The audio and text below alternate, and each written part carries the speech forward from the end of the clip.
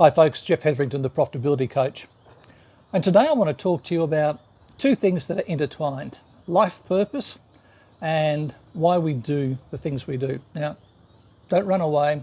This isn't going to be a woo-woo session by any means at all.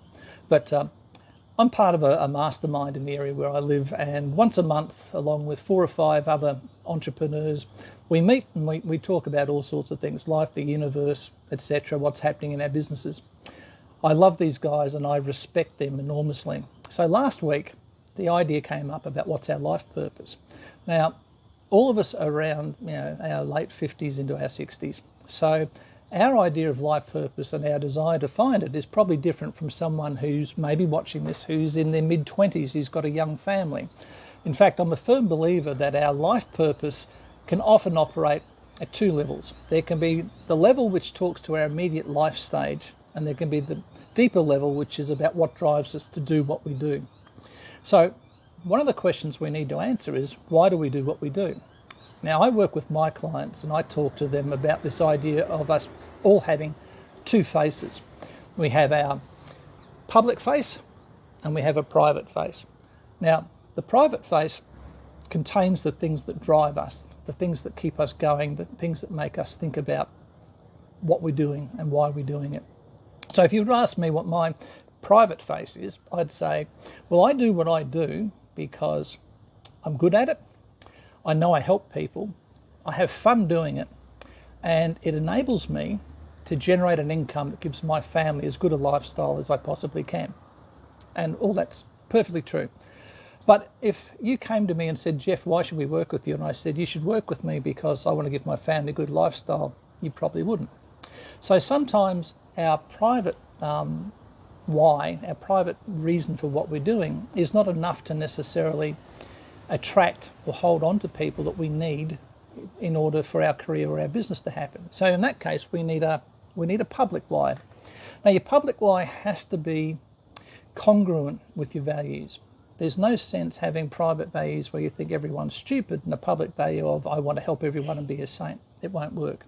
So our public why has to be something that other people will see, that they will buy into and believe, and that is wholly congruent with you and your values. So my public why, if you like, is the fact that I'm sick and tired of seeing small to medium-sized business owners go broke or get overstressed or lose their relationships purely and simply because there's a few things that they don't know how to put into effect in their business, which will make all the difference. Now, the insignia of my business is a jigsaw, and it's really about finding the missing pieces that turn your business into being something you're an employee in, or a career where you feel like an employee, into a business where you're actually the owner, or a career where you're actually affecting things positively.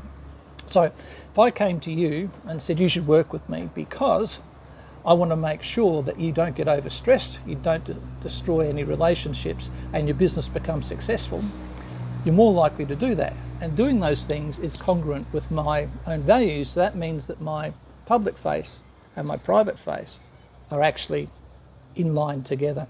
So think about that.